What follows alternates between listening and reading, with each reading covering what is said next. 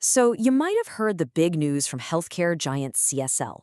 They've just dropped a bombshell. They're planning to demerge their billion-dollar vaccine business, Seqirus. Now, whenever a super stable, high-margin company like CSL decides to spin something off, you know you've got a fascinating financial puzzle in your hands. Okay, let's get into it. And that puzzle really brings us to the core question, doesn't it? Is this spinoff a total masterstroke, a brilliant move to unlock a ton of hidden value for everyone involved? Or is it a really complicated maneuver that might just end up giving current shareholders a bit of a haircut? We're going to dig into the analysis and see if we can figure it out. So, what's really going on here? You got to remember, for the last 20 years, CSL has been a buyer, an acquirer.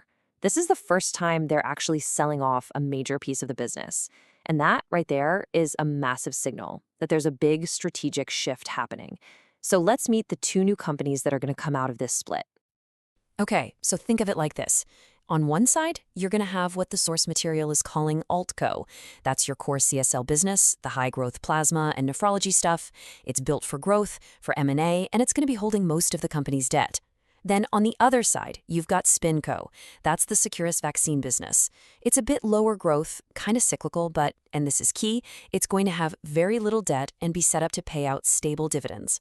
We're talking two totally different animals for investors.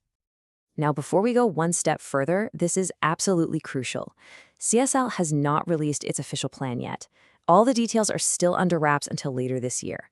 So everything, and I mean everything we're about to look at, every number, every single projection, it's all a pro forma analysis. It's basically an educated guess based on the source material's assumptions of how this whole thing might be structured. This is just our best peek at what could happen. All right, with that massive caveat out of the way, let's start playing detective and follow the financial clues. We're going to piece together the debt structure, the cash flow, and the dividend potential to really get our heads around the logic here. Okay, clue number one. The debt. Just look at how they're planning to split up the financial firepower. The analysis projects that the CSL core, AltCo, is going to take on the lion's share. We're talking almost $11 billion of debt. Meanwhile, the spinoff, Seqirus, is going to be left with just over $1 billion. It's going to be super lightly leveraged. You can see the strategy here, right? They're trying to make SpinCo look really safe and attractive right out of the gate. Now, you might be thinking, whoa, that debt load is going to crush AltCo. But that brings us to clue number two, the cash flow. This table shows that AltCo is still an absolute cash-generating machine, expected to churn out over $1.5 billion in free cash flow. But here's the real kicker. Look at Seqirus. It's not some cash drain. It's a steady, reliable generator, projected to make $400 to $500 million a year. And that kind of consistent cash is perfect for one thing, dividends. Which brings us right to clue number three, the dividend potential. Now, again, based on these assumptions like a 60 to 70% payout ratio, the analysis projects that Seqirus could offer a really juicy dividend yield, maybe somewhere in the 4 to 7% range. For a business that some people might write off as boring, that is a number that is going to make income investors sit up and pay attention, especially if the stock takes a hit right after it lists. And just to really hammer this point home one more time, here's a direct quote from the analysis we're looking at. These ranges are purely illustrative and do not reflect CSL's formal guidance. So yeah, the potential is definitely there, but these aren't official numbers. They're just projections that help us understand the possible strategy at play. Now, if this whole setup is ringing a bell for you, well, it should. It feels a lot like what happened when the mining giant BHP spun off South32. Just like Seqirus, South32 was initially seen as just a collection of discarded lower-growth assets. The market kind of hated it at first. But then, over time, investors rediscovered it as this incredible cash flow machine, and its value shot up. The big question is, could Seqirus be the healthcare version of that exact same story? So let's connect the dots here. When you put all these clues together, they point to what is almost certainly the single biggest reason for this entire deal: valuation. The theory behind it is called multiple arbitrage. It sounds fancy, but the idea is actually pretty simple. It's the belief that sometimes two separate, focused companies can be valued more highly by the market than when they're all bundled up together. CSL is making a bet that the sum of the parts is going to be greater than the whole. And this chart here kind of breaks down the math. Right now, the combined CSL company trades at about 17 times its earnings, or EBITDA. The new Seqirus spinoff, since it's a lower growth business, will probably trade at a lower multiple, say 10 to 12 times. So, and this is the whole point. For shareholders to even break even on this deal, the remaining Allco business has to trade at a higher multiple, something like 18 times or more, just to make up that difference.